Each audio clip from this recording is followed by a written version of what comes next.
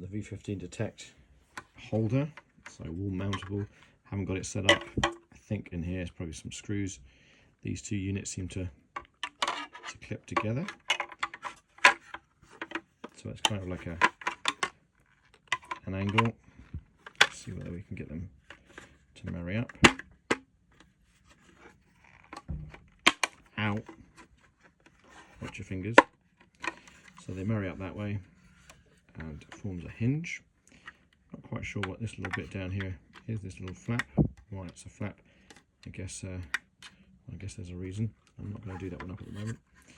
And the unit will fit in there quite snugly. I'm not sure why the hinge. I should really look at the instructions for this, but I thought I'd give you a quick glimpse before using it.